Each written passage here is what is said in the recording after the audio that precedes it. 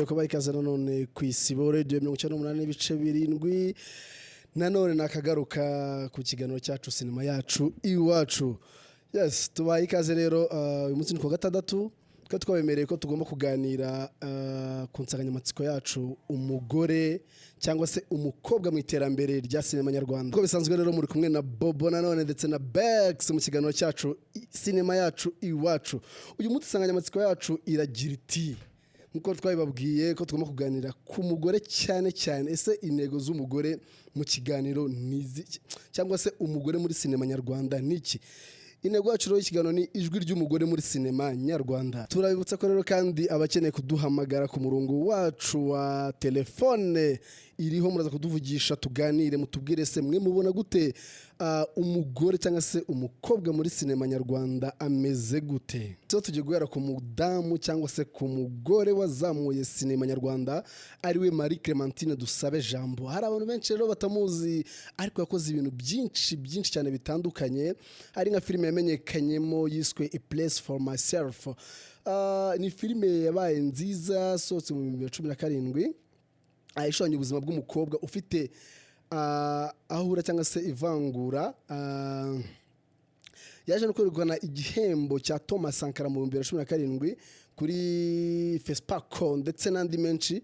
Ahandi rero yamenyekanye cyangwa se yakunze kugaragara muri sinema cyane ariko abantu benshi bagiye batamumenya kubera ko akunda kugaragara muri filime mpuzamahanga cyane. Muze kuganira natwe muduhe n'ikaze.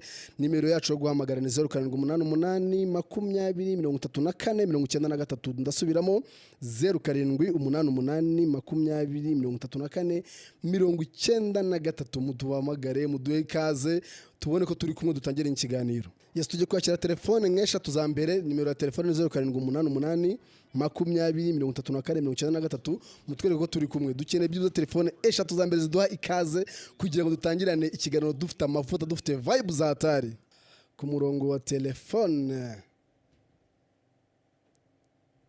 nimba nta muntu uhari twakomeza nta kibazo tugakomeza tuganira. Twababwiye ko uyu munsi turwibande cyane ku gitsina gore cyangwa se uruhare rw'abakobwa muri sinema nyarwanda. Reka duhere ku mukobwa bita Ariane Umuhire. Ariane Umuhire ni umunyarwandakazi ukundwa cyane mu mikino ya sinema mpuzamahanga. Yakiniye muri filime nka Birds. Ni filime nziza cyane yaje gutsindira n'ibihembo bitandukanye nka Best Actress muri awards zitandukanye. Ndetse yarabereye muri Chicago. Uyu mukobwa rero kandi yaje gutsindira ikindi gihembo bita Neptune Frost n'ibindi byinshi bitandukanye. Uyu mukobwa rero Ariane Umuhire ni umukobwa ugaragara muri filime mpuzamahanga. Hari abantu benshi batamuzi kubera ko turabizi ko abanyarwanda dukunda kwirebera filime zo kuri YouTube cyane, ariko dufite abakobwa bagiye bakora ibintu bitangaje, bagiye bakora filime mpuzamahanga, bajya mu festival agiye atandukanye. Niyo mpamvu rero tugomba kubaganiraho tukabamenya this way, tukabamenya tukumva ko nabo bakora ibintu bitandukanye kandi byiza. Ntitukite ku bantu bakora filime zo mu Rwanda gusa kubera ko filime zo kuri YouTube yego ni nziza turanazikunda, ariko nyeka ko nubwo tuzikunda hari abandi bantu bari bagenda bakora ibintu byiza kandi bitangaje. Kiganiro ni sinema yacu iwacu ku Isibo Radio 98.7. Uwo muri kumva ni Bobo nanone ndi kumwe na mugenzi wanjye Bex. Mu kanya gatora bari kubaha amakuru menshi cyane ari bari kubategurira. Mu kanya gato cyane rwose araba aje muri studio azanye amakuru menshi kandi aryoshye. Kwibutsa ko ikiganiro sinema yacu iwacu ari buri wa gatatu saa 9:30 kugeza saa 10:30 na buri wa gatandatu guhera saa 9:30 kugeza saa 10:30. Tubibutsa kandi ku wa gatandatu tuwari umwanya w'abadamu cyangwa se igitsina gore. Tugomba kugira gute kubategura ibintu byiza cyane mukamenya ibintu byaranze umugore muri sinema. Umugore muri sinema ahabwa kaye gaciro.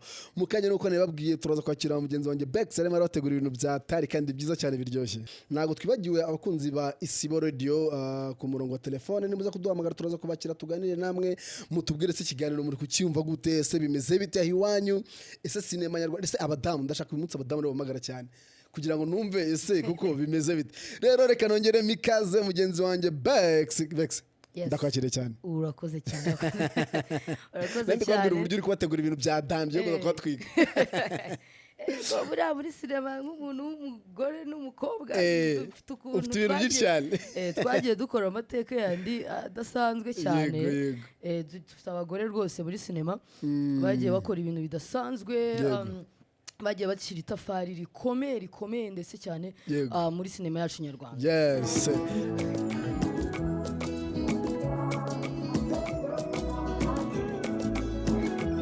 Ese Bex, tutagiye kure ndabizi ko nawe uri mu director ukomeye cyane, umuntu watunganyije amafilime menshi cyane agiye atandukanye. Niyo mpamvu rero uyu munsi niwe muntu ngiye guhata ikintu bita ibibazo. Ntabwo gukira bobo, ntabwo gukira. Ubu tunakoze cyane. Bex rero abantu batamuzi ni umwe mu bantu bakora amafilime cyangwa se umufilmmaker uteye ubwoba kuko yakoze filime zitandukanye. Mutagira ngo tutwica nka kuri mikoro gusa, tuba dufite n'ibintu twakoze biteye ubwoba. Izo ndabyo zanjye baziguye kabisa. Yes, Bex rero yakoze filime nziza cyane zagiye zikundwa na benshi, harimo yitwa Isi Dutuye, Naheza Hisi, sorry, ndetse nitwa Anita. Anita buriya nitugeraho tunayivugeho tugende gake. Rero muhaye umwanya bantu tubwire ese filime yitwa Naheza Hisi, utubwire uburyo noneho nkawe sinema nk'umudamu uburyo wayinjiyemo. Ndifuza ko kumenya, ubwira abantu uburyo winjiye muri sinema kwanza, babanze bamenye se umudamu kwinjira muri sinema cyangwa se igitsina gore biramworohera. Ntabwo ari ibintu byoroshye, ntabwo ari ibintu byoroshye. Rimwe na rimwe ngiye kubivuga wongera n'amarangamutima menshi cyane. Sinema kwinjira muri igitsina gore cyane cyane nkatwe twinjiyemo kera, kuko ndatekereza ko sinema yinjiyemo 2012. Ya filime natangiriyeho ni filime yitwa Naheza Hisi. Urumva ni filime twatangiye kera tukiri batoya tukiniga, tubasha kwishyira hamwe n'abantu. Buriya Naheza Hisi twayikoze turi abantu benshi, tubasha kwishyira hamwe. Uwo ntekereza twayiruhanyemo ni umukinnyi wa filime witwa Shafi Arno. Ndatekereza ubu ari gukina muri Bamenya. Yes, rero ni filime twashyizemo imbaraga nyinshi cyane na bagenzi banjye benshi twatangiranye urwo rugendo icyo gihe. Mbasha kubaka amasene, mbasha gutanga amasene, mbasha kuyobora kuri set. Hari abantu bakumvaga bakagira ngo uroroshye kandi buryo ruteye ubwoba. Muri sinema buriya abantu dukora inyuma ya kamera dukora akazi kenshi gakomeye cyane. Nuko abantu nyine batabimenya batanatumenya, ariko dukora akazi kenshi gakomeye. Urumva tubasha kubaka amasene, mbasha kuyobora kuri seti, filime irarangira, tubasha kuyishakira isoko. Actually muri abantu bakomeye kubera ko kugira ngo abantu babone filime yuzuye yose mu mwabigizemo uruhare. Umva ni ibintu bikomeye cyane. Tubasha kuyishakira isoko, tugicuruza ku masedi icyo gihe. Yego abantu babyuka mu gikari mu mujyi kwa Rubango. Shafi ndamushuje cyane. Twagiranye urugendo rutoroshye kuri iyi filime. Yego. Rutoroshye cyane. Ya sinema nyinjiramo gutyo, ariko nkuko nabikubwiye nari nkiga. Urumva icyo gihe iyo ukiri mutoya ntago ababyeyi ari ikintu bumva, ibintu uri gukora ntago babyumva. Ukiri mu ishuri ukeneye kubanza ukiga ukarangiza. Icyo gihe rero urumva byari bitoroshye, mbasha guhita nsa nk'ubiretseho gato njya kwiga. Ariko mu gihe nari nkijya kwiga n'ubundi muri universite, nabashije nanone gukora ku zindi filime zitandukanye. Ngira ngo nsuhuze, hari umuntu bita Aaron niyo mungeri. Buriya ni umudirector n'umuntu wagiye ashyira itafari rikomeye cyane muri sinema. Twabashe guhura, tubasha kubakana izindi filime zitandukanye, harimo na filime twakoze ntirangire yitwa Nzapfa Nzakira. Nago yarangiye. Hari amafilime menshi mu bubiko twagiye dukora tukanayibagirwa ko twanayakinnye. Cyane rwose. Iyo filime niho hantu twakoranyemo n'umuntu bita Mustafa Kido. Turamusuje cyane. Ndamusuje cyane. N'abandi bantu benshi twabashije gukorana muri sinema, harimo abagore benshi batandukanye ngiye kuvugaho ba Marie France namuzi cyane. Marie France Niragire ni umudamu washyize itafari rikomeye cyane muri sinema.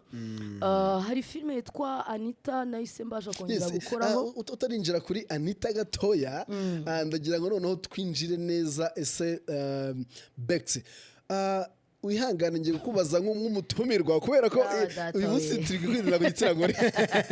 Uraza kubyihanganira cyane ko dukeneye kumenya ese koko ibi bintu bikorwa gute ku mudamu wese biba bimworoheye, tumenye neza uburyo biba bimeze cyane. Bex, hari filime twavuzeho bita Anita, sibyo? Ni filime imenyekanye cyane kandi yakoreshejwemo ubuhanga butangaje ndetse buteye ubwoba. Abantu bayizi Anita, twashyizeho nimero ya telefone baze kutubwira uburyo bayibonye. Ese ndashaka twinjira no muri Anita. Kuri wowe Anita ni filime yakozwe ite? Ni filime yabatwaye imbaraga zimeze gute? Se ni filime yaboroheye cyangwa se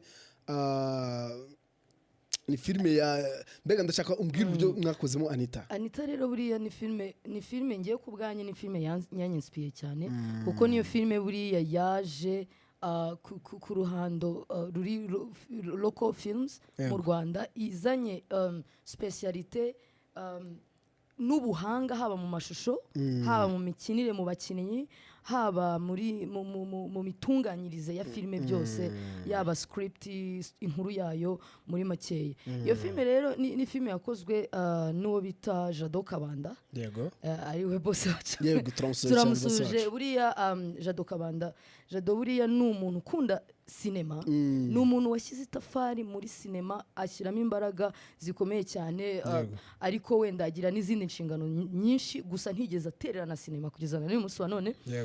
Ni filime ye niwe wayikoze, twakozeho twebwe turi aba assistant director, continuity, bakora ku ma script n'ibindi bigiye bitandukanye.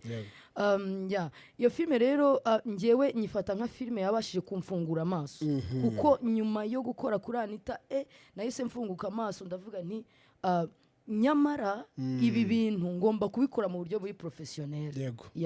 Nibwo nahise mbasha kujya kwiga. Nyuma yaho ninjira muri Kwetu, twarayivuze mu bushize, ninjira muri Kwetu mbasha kubona ubuhanga bundi butandukanye bwo gukora sinema. Mpita ninjira mu ruhando rwo gukora filime ziri international.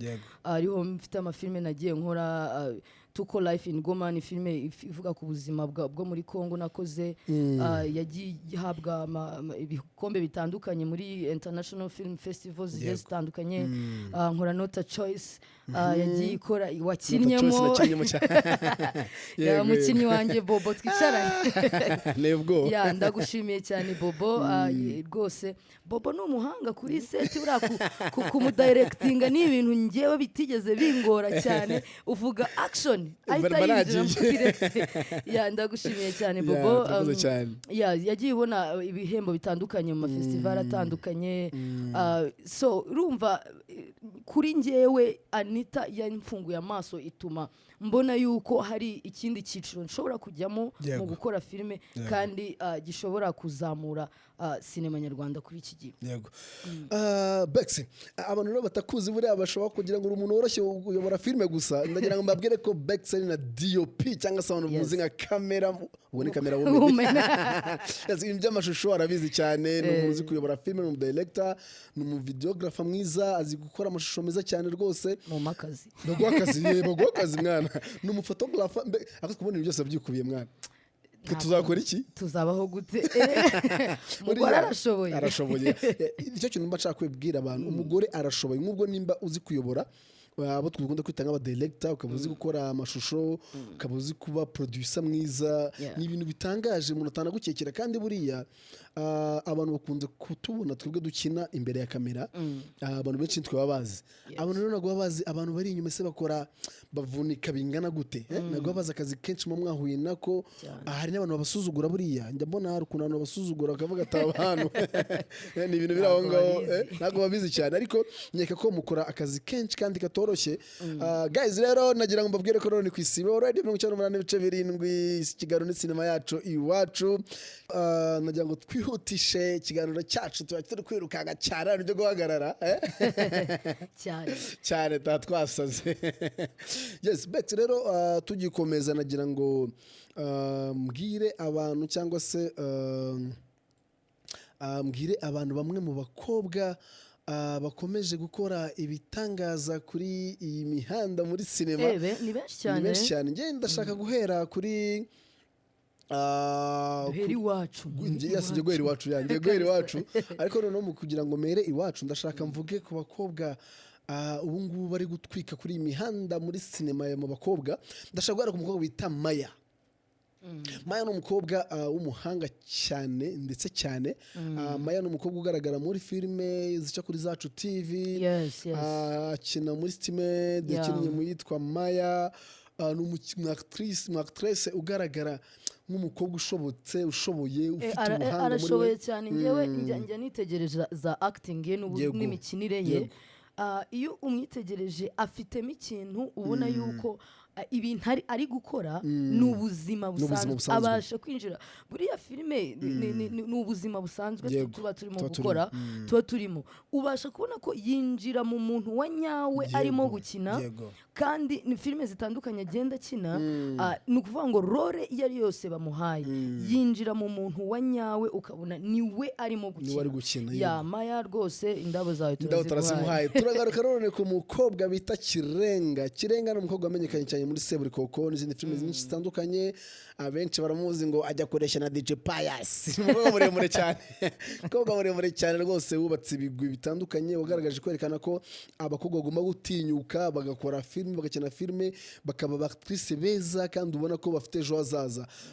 Turamushimira cyane Kirenga ko ni umuntu wabaje kwerekana ko burya umukobwa yava mu gikari akigaragaza kuri kamera kandi agakora ibintu byinshi bitandukanye. Turashimira kandi turavuga ku mukobwa bita Nyambo. Nivuga Nyambo ndaza kumutindaho gatoya kubera ko ari umukobwa wagaragaje ubuhanga yaba mu gukina film, mu kuzitegura, mu kuziyobora. Uriya ni umuproducer, afite filime bita Ibanga. Yari umuproducer ubwoba, afite filime bita Ibanga ayica kuri channel ya YouTube. Abantu bagende bazirebe, ni filime irimo ubuhanga bwinshi cyane. Nge naratunguwe mbona filime aho umuntu umwe bamuhinduramo abantu babiri bakanicarana, uri kumva none ukabona ko wagira ngo nyine rero ni ikigaragaza ko mu Rwanda dufite abaproducer bateye ubwoba kandi bazi gukora ibintu byiza, ibintu ubona kabisa bishobora kubona ukavuga ati uyu muntu iyi filime yarayitondeye cyane, sibyo? Yatugaruka no ku bakobwa imihanda twese tuzi nka Aisha Inkindi, umukobwa wihirinze muri sinema nyarwanda, muri komedi tuzi witwa Miki, nawe ukora ibintu byinshi bitangaje. Miki murabizi ko afite filime zitandukanye agenda acisha kuri channel ze. Tuzi none ababyeyi bagenda bagaragaza ko cyangwa se batinyutse bakajya muri sinema bakereka abandi babyeyi ko nimba ufite impano yigaragaze. Turahera kuwitwa Intare y'Ingore. Bobo, nituvuga ku babyeyi tujye tubitindaho, tunabyitondera, twitse dushiremo akantu kakitsoho gatoya, niturangiza tuvuge duti mwa babyeyi mwe turabubaha cyane. Intare y'Ingore buriya twakoranye kuri filime zigera kuri 2, ni inshuti yanjye cyane. Ni umumama, ni umudamu w'umuhanga cyane, w'umuhanga cyane. Iyo ari kuri set ni wa muntu utanga burya na contribution kuri set. Urabizi iyo turi kuri set tuzajya tugenda tubibereka imvune zihabera ukuntu zingana, akabona twebwe abana turi gukora ibintu twashyushye mu mitwe. Niwe muntu ahita hazamo n'ikintu cy'ububyeyi, akaza akaguhumuriza, twese akaduhwitura, kongera akadusubiza ku murongo, akazi kakongera kagakorwa. Buri kintu namukunde cyane ni umubyeyi. Iyo muri gukina wenda babahaye nka role muri kumwe, ni umuntu ushobora gukora akantu akatubwira ati nowe karukantu gakore gutya kugira ngo ibintu bigende neza cyane. Amaje kugira mentality cyangwa se ubunararibonye bwinshi afite kuri iyi sinema. Turamushimiye cyane.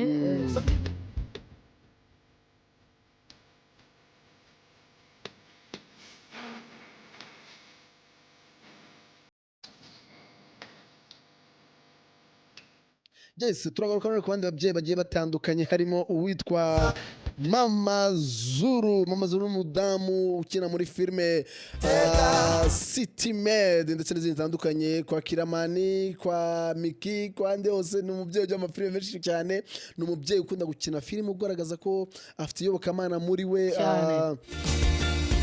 ndetse ni umubyeyi wigisha ukura ibintu ubona nyine bifitemo kwigisha abantu gusenga. Umubyeyi wiyoroheje ukora ibintu byiza cyane. Turagaruka none ku mubyeyi bita Mama Nick, twongera kumuha Paul, umubyeyi wavunitse. Umubyeyi rero Mama Nick buriya afite ikintu ngiye mukundira kindi kirenze, ni uburyo yafashe agarema ishuri. Buriya bafite abantu bafite ishuri ryo kwigisha abana sinema. Afite abanyeshuri benshi cyane buriya bizi iwabo. Hari abajya bahamagara bakavuga ati nize kwa Mama Nick wanshakiye akazi, nkabwira muhumure inkono yanyu izahira igihe. Yadushimire cyane Mama Nick rero nabo mufatanyije gukora iryo shuri, kuko hari ibintu byinshi bakoze n'ubu bakiri gukora, kubera ko sinema rega ushobora kuba wiyumvamo impano ariko utazi ko acting.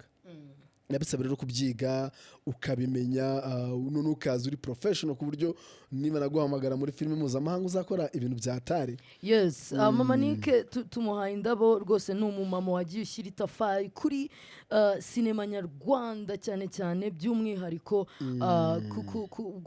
kushishikariza n'abana b'abakobwa kwinjira muri sinema ndetse n'ababyeyi cyane, no kuba yarabashije kuba ari umubyeyi ushobora kuba yakegera undi mubyeyi mugenzi we akabasha kuba yamubwira ko kuba umwana w'umukobwa yajya gukora sinema nta hantu bihuriye n'uburara. Hari ababyeyi bavuga ngo ugiye gukora uburara, ibyo bintu by'uburara ugiyemo cyane rwose. Ni ukuvuga ngo Mama Nick ni umubyeyi wagiye abasha gukora icyo kintu agashishikariza abandi babyeyi. Aka ni akazi gashobora gutunga umwana w'umukobwa yaba ubu ngubu ndetse no mu gihe kiri imbere. Umwana w'umukobwa akiteza imbere binyuze muri sinema, kandi ko ibyo bintu nta hantu bihuriye n'uburara. Ubona biterwa n'iki kugira ngo ababyeyi bamwe babuze abana babo kujya muri sinema b'abakobwa? Noneho ntago mbizi, burya ibintu byose bihera ku kintu bita umuco. Bihera ku kintu bita umuco. Urabizi umuco kuva mbere, umwana w'umukobwa ngo hari ibintu yagombaga gukora n'ibyo atagomba gukora, ngo hari iby'abahungu n'iby'abakobwa uri kumva ya. Kandi burya umwana w'umukobwa ni umuntu ushobora gukora ikintu n'umwana w'umuhungu akora kandi akagikora beta no kumurusha perfect cyane. Yes, kandi filime ni ubuzima, ni ubuzima tubamo, kandi ubuzima tubamo bubamo abakobwa n'abahungu n'abadamu n'abagabo. Ahubwo ikintu abantu bagomba kwikuramo ni uko nk'uko bivuze, umugabo uretse kubyara no kujya muri period nicyo kintu igitsina gabo gishobora gukora. Ariko nkeka ko ikintu cyose umugabo yakora n'umudamu ashobora kugikora cyangwa se umugabo ashobora kugikora. Rero anyeka ko njyewe buriya nanone akantu nakereza nuko abantu bari batarasobanukirwa cyangwa se bataraba maca mu mutwe ngo bumve ko umukobwa yajya nawe kuri kamera agakora filime cyangwa agakina filime kandi ikaba nziza cyane. Simatwika sibyo bibona nibyo mbabwira nanjye. Ari akandi kantu nshaka kuvuga ku kintu wari uvuze, nituza ku kintu cyitwa women empowerment. Ni uvuga ngo hari ikintu cyitwa biology, hari umubiri w'umuntu. Umubiri w'igitsina gabo ufite ukuntu uteye, n'umubiri w'igitsina gore ufite ukuntu uteye. Ni uvuga ngo uko kuntu nibijyanye n'umubiri. Nimba umukobwa ajya mu mihango akabyara, umugabo nawe afite ibindi bitewe n'igitsina cye bigenewe umugabo, imyororokere y'umugabo. So ibyo bintu rero bitandukanye n'imitekerereze n'uburyo abo bantu babiri batekereza, n'imbaraga z'abo bantu, n'ubushobozi bw'ibyo abo bantu bashobora gukora. Rero ibyo umugabo yakora n'umugore yabikora, ibyo umugore yakora umugabo yabikora. Nta hantu na hamwe havuze ngo uyu mugore ntashobora. Abagore buriya by the way nicyo igitsina gore, abagore nibo bantu bashobora gukora ibintu byinshi icyarimwe. Bobo ndabeshya? Yego se. Oya umugore arabyuka mu gitondo. Bya bintu warujye kuvuga ngo byifashe bitubundi muri make. Bobo ahangaha ndamutsinda bigenze bite? Biraza kugorana cyane. Hano ni debate ubwo. Bobo reka nkubwire, umugore buriya niwe muntu ushobora gukora ibintu byinshi icyarimwe. Umugore arabyuka. Ko bavuga ko ngo imirimo ibiri yananiye impyisi. Aha umugore burarenze impyisi. Muravuze ngo umurimo muhuhaho. Uri kumva no kuvuga ngo duhe umunsi w'umugore akenshi umeze ute? Umugore arabyuka mu gitondo akatunganya ibintu bimwe na bimwe, uri kumva mu buriri tutazi. Yarangiza akabyuka akajya mu gikoni akamenya gutekera umugabo breakfast. Yarangiza akajya kureba abana ko babatunganyije, yaba nta mukozi akajya kubatunganya abana. Imodoka yaje kubatwara ku ishuri ikabohereza abana bakajya ku ishuri, akavayo akongera akitunganya, akajya mu kazi, akamakinga shoka akazi ke agakora ku kazi umva neza perfect. Agataha akamakinga shoka abana bageze mu rugo, agatekera umugabo agataha akarya. Uri kumva yarangiza. Rumagani wavuze ngo umugore si umuntu. Cyane rwose.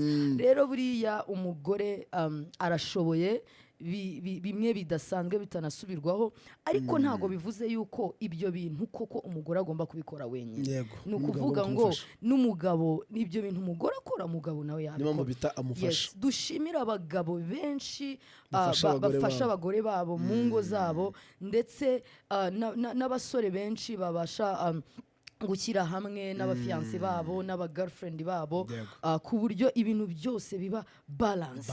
Bex, tutarakomeza gato hari ikintu nshaka kubaza ikibazo kimwe. Hari amasene amwe namwe dusigaye tubona muri sinema nyarwanda, hari nka filime ya Natasha Ndahiro yaciye ibintu.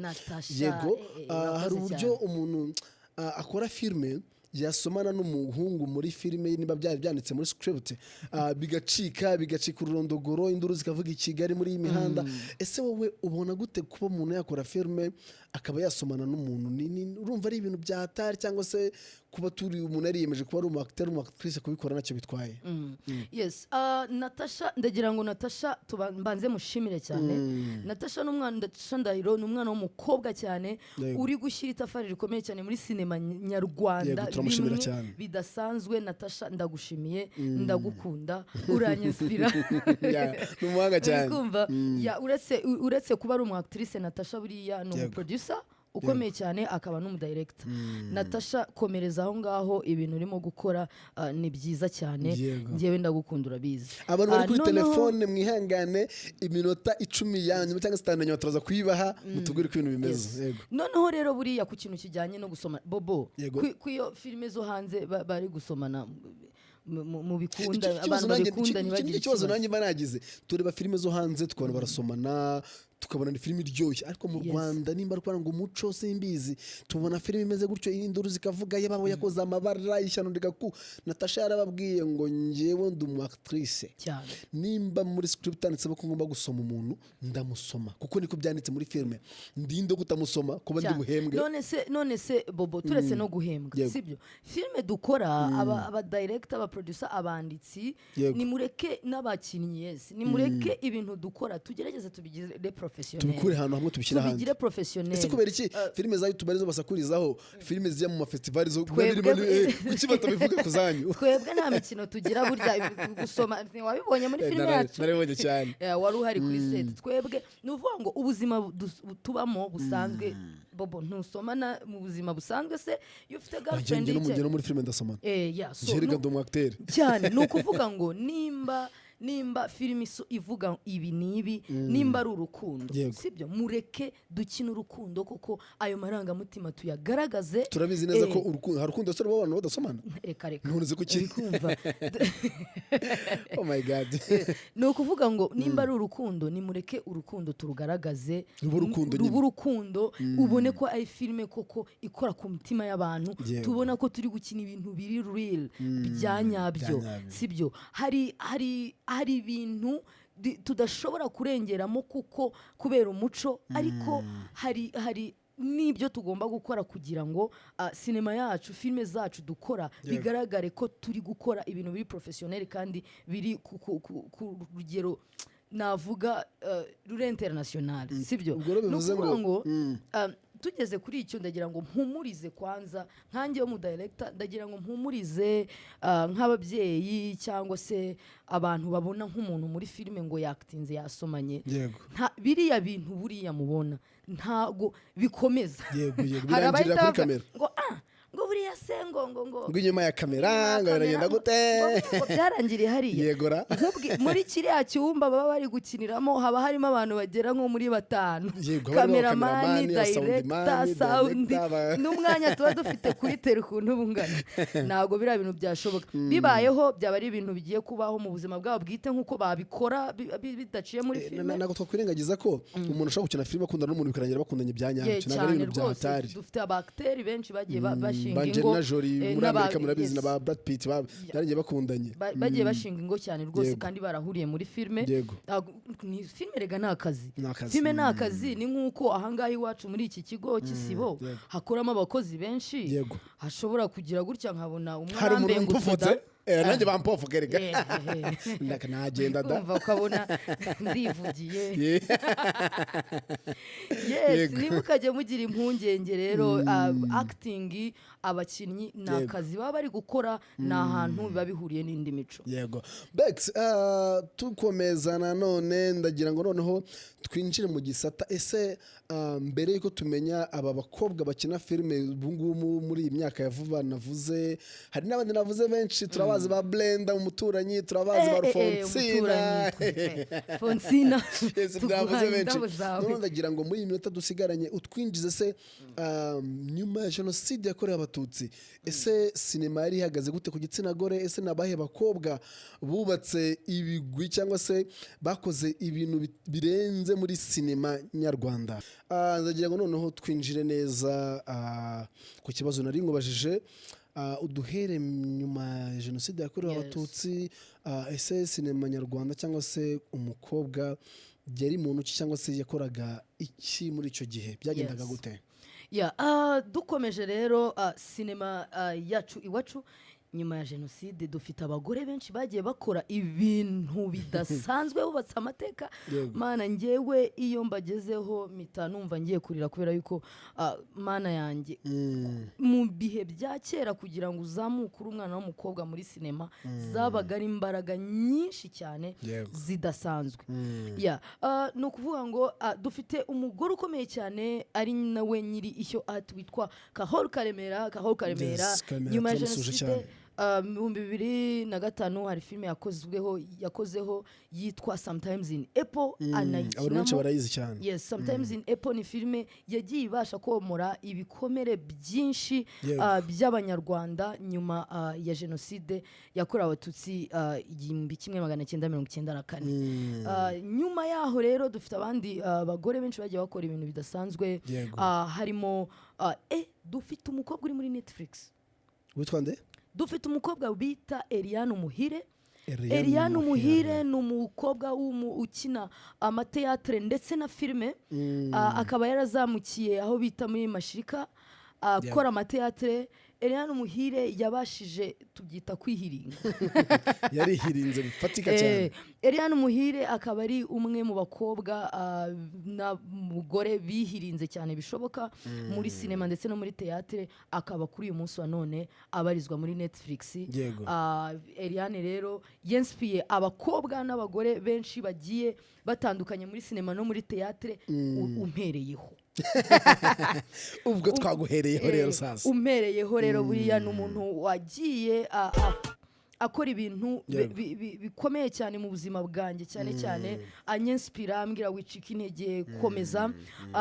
Yakinye filime yitwa 2017 yitwa Bird Are Singing in Kigali. Iyi filime ya producinzwe n'umugore bita Joanna Kos. Ikaba ari filime yawodinze award 10. Mujya kuri Instagram y'uyu mukobwa, ni umukobwa ukomeye cyane yitwa Eliane Umuhire, muri buze kubyibonera papa. Yakoze ibitangaza, yabonye award nka za New York Polish, za Chicago International, ni nyinshi cyane. Izi award 10 ntago nagenda anzirondora ngo nzirangize. 2021 yabashije gukora kuri filime yitwa Neptune Fox, aho yakoranye n'abakobwa benshi batandukanye b'abanyarwanda. Iyi filime nayo yagiye ibona award menshi atandukanye mpuzamahanga, harimo umukobwa bita Cheryl, harimo Isheja, harimo bo bita Becky Mucyo.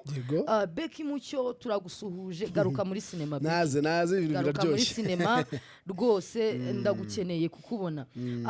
Harimo ba Mizero. Iyi film ikaba yaradirectinzwe n'uwo bita William Soul uri kumva ndetse na Anisia Uwizeyimana. Iyi ikaba ari filime yakoze amateka kubera yuko yakinweho n'abanyarwanda benshi, kandi ikaba ari filime yabashije kwambutsa abanyarwanda benshi ibihugu byo hanze. Mpuzamahanga, ibihugu byo hanze. Sinema iragenda tubona yuko abanyarwanda baba hanze ndetse n'abanyamahanga babona yuko dufite impano mu Rwanda mu bakobwa. Uyu mukobwa rero akaba yarakinnye filime yindi ariyo yamugejeje muri Netflix yitwa A Quiet Place.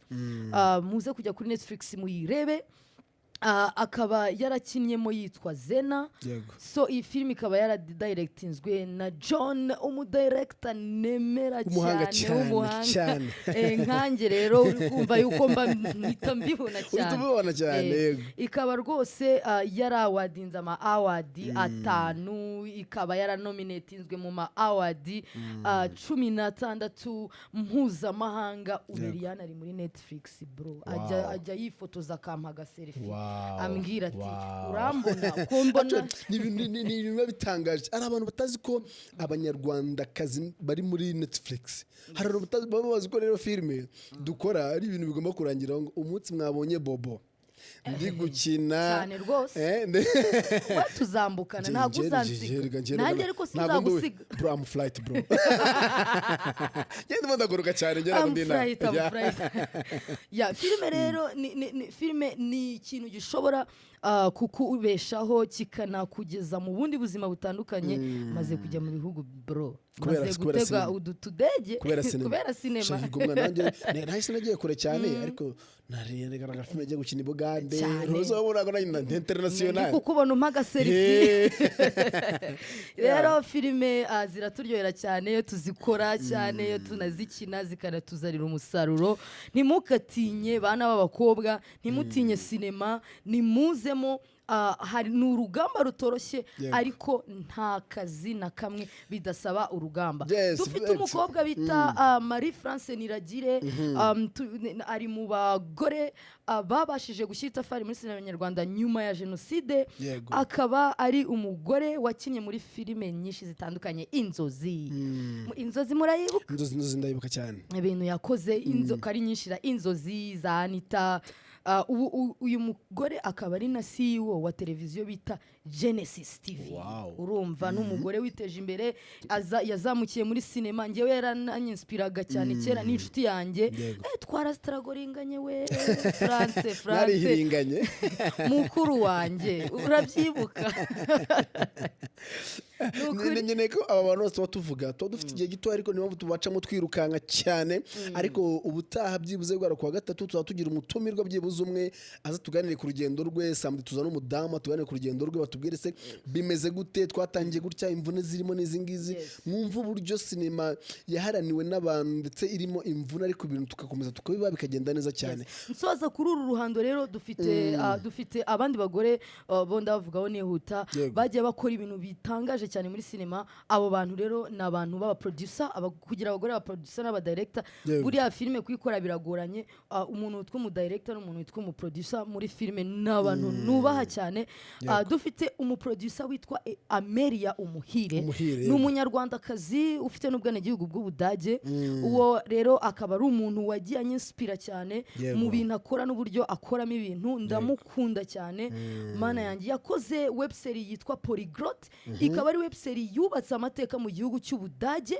Ikaba ari webserie yakinnyemo muri umuna we witwa Amanda. Ikaba ari serie yagiye yawoninga ama award atandukanye. Uyu Amelia Umuhire ni umwanditsi ukomeye cyane w'ibitabo, akaba ari n'umwanditsi w'amadocumentary. Amadocumentary buriya ni igisate kigira uruhare mu guteza imbere igihugu cyane, kandi aranavuna buriya cyane, aravuna cyane. Akaba yarakoze amadocumentary akomeye cyane menshi agiye atandukanye, avuga ku buzima igihugu cyaciyemo nyuma ya jenoside yakorewe abatutsi 1994. Akaba ari umwanditsi, ubu ngubu akaba ari umukobwa uri kwandika serie iri mu kirimi gikomeye cyane, iri mu Kibrezili, ikiri mu Kidaci, uri kumva mu Budage. Akaba ari serie iri gukora amateka. Iyo bari kumuvuga rero Abadage bahita banarenzaho ikintu bita Visit Rwanda. Abadage twihuta cyane, dusigaje iminota mikeya. Ndagira ngo ukubite ubangura ku bandi bari basigaye kugira ngo duhe umwanya abantu kuri telefone duhamagare byibuze iminota 2 ya nyuma. Ndashimira cyane rero abo ba producer. Ndashimira cyane umukobwa witwa Clementine Dusabe Jambo, yakoze filime, n'umudirector ukomeye cyane, yakoze filime yitwa ngo nka Mercy of the Jungle, akoranye na ba Joel Karekezi. Yakoze filime yitwa Soldiers, filime nziza cyane. A Place of Myself ni filime yanyinspiye cyane, ni filime umu acteur wayo n'umwana muto ufite imyaka 10 wa Nyamweru. None yabashije kwerekana bitafite ababana n'ubumuga bw'uruhu, abana n'ubwo bw'uruhu. Munyanganire mba okay. discriminated. It's okay. Yes. Yeah, ni filime rero yanyespiye cyane nziza. Turashimira umukobwa bita Sheke Matenge, umuproducer ukomeye cyane warakoze ku producinga filime yanjye. Yes, Bex, urakoze cyane. Reka duhe indabyo ze umudamu cyangwa se yego ndamwita umudamu kafite umugabo Bahavo ejo budafite anniversary yabereye muri Chateau La Malala. Chateau La Malala. Yakora anniversary cyo Rwanda nayibonye. Yakoze anniversary kabisa we n'umugabo we n'umwana bari mu cyumba bazenguruka iriya nzu nkavuga ni we merci beaucoup. Nago babahaye amandazi na potage. Ibyo simbizi. Actually ariko nabonye bari bishimye yani kigaragaza imbaraga z'amafaranga ya cinema niyo mpamvu bagiye hari ahantu muri hotel nziza. Reka nanone dushimire dufite abakobwa benshi. Reka dushimire umukobwa bita Alia Cool. Yes.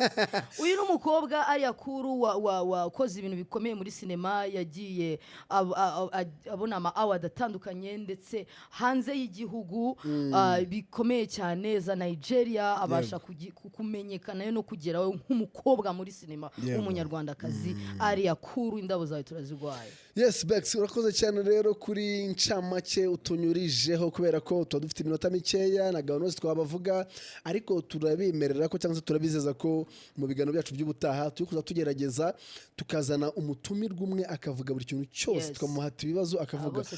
Tubibutse ko rero iki ni ikiganiro sinema yacu iwacu ku Isibo Radio, tunabwira n'abantu bashaka kwamamaza shaka kwamamaza mu kiganiro cyacu ni karibu baza tubamamarize hahire rimwe kubera ko iki ni ikiganiro cyiza abanyarwanda bakunze kuko abanyarwanda bakunda sinema zitandukanye, kandi twebwe twamamarije umuntu ibintu bye biragenda cyane rwose. Barabizi se twebwe twamamaje turamamaza kakahava.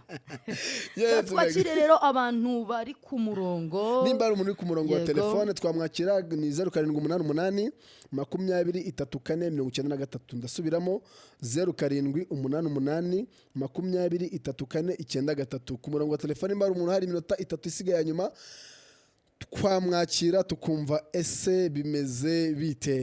No Bex, dusoza tunabisegureho bahamagaye kare tukiri muri breakdown ni twabita tubisegureho. Dusoza nagira ngo ugira inama cyangwa se niki kintu wabwira abana b'abakobwa bayitinya kuza muri sinema, bagifite ubwoba, bagifite kumva ko kuza muri sinema ari uguta umuco. Yes. Mbere na mbere hari abantu buriya bakoresha imbaraga nyinshi cyane zidasanzwe nshaka kuvugaho nkanashimira. Hari igisate cyitwa cinematography aricyo DOP cyangwa se cameraman cyangwa camerawoman. barambwiye twa turi kuri set mbwira umudiop mwe ndamwaniye we cameraman cameraman akamera ubukwe we ngo cameraman ngo nabakamera ubukwe ngo naba DOP director photography cyangwa se cinematographers. Ndagira ngo nabakamera ubukwe ariko nakazi gakomeye, turabashimiye, tubahaye na courage, tubahaye indabyo zabo. Bakobwa rwose tubana muri Rwanda female photographers and videographers, ndabashimiye cyane, nkomeje kubaha courage. Mimi photographer cyangwa se nta foto nta cyabaye. Mimi turagushuje, courage, komeza ukore akazi urimo gukora n'abandi bakobwa benshi bakora mu ruhando rw'ama television za RBA, Isibo TV n'abandi bakobwa mwese baba DOP ndabashuje. Ndashimira abakobwa bagiye bakora mu mafilme bakaya directing bakana kamera, harimo uwitwa Kamikazi Mpyisi. Uyu nguyu ni umwuzukuru wa nyakwigendera Mpyisi twakunze cyane. Kamikazi rero indabyo zawe ndaziguhaye, twarakoranye kenshi. Uyu mukobwa ni umuhanga cyane. Ndashimira abakobwa bakora mu gisate cya sound wo bita Ndongozi Gael Divine, ko gufata sound abateye ubwoba cyane ukomeye cyane. Turagushuje kandi tuguhaye courage. Dufite umukobwa buriya n'abantu bakora video, dufite umukobwa w'umudirector ukora video waciye ibintu muri video Isimbi director muri video, nawe tuguhaye courage. Rero inama nagira abakobwa muri sinema ni mutinyuke, batinyuke, barashoboye. Mutinyuke, murashoboye. Mwitinya, sinema harimo akazi, sinema harimo amafaranga. Ikindi akazi ako ariko kose wakora kabamo imvune no muri sinema habamo imvune ariko habaho kubyuka ukashyira ibintu mu bikorwa njya mvuga ngo dream harder wake up and make a step sibyo rota ariko ubyuke utera intambwe imwe kuri za ndoto zawe kucyo wifuza kuzaba cyo kucyo wifuza kugeraho never give up dream harder and play hard imana ibihari mutinyuke ni muze muri sinema dushyire hamwe turahari twebwe twababanjirije turahari kubatera courage no kubasapotinga kubaha support yose ikenewe dushoboye muri sinema ariko tukazamurana nk'abagore ndetse n'abakobwa muri sinema. Yes, Bex urakoze cyane rero Bex ku bintu byiza ubwiye igitsina gore muri rusange. Tubibutsa ko imbuga nkoranyambaga zacu ni sinema yacu iwacu show ni kuri Instagram.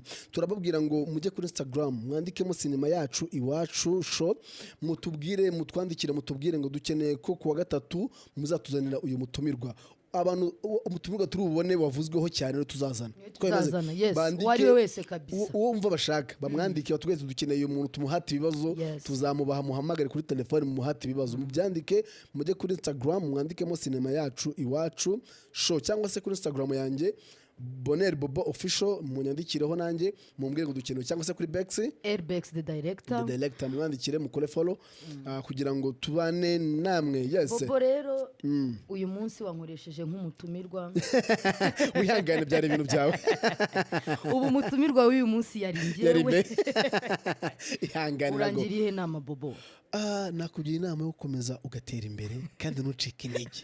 Bex we courage mwana wa mama.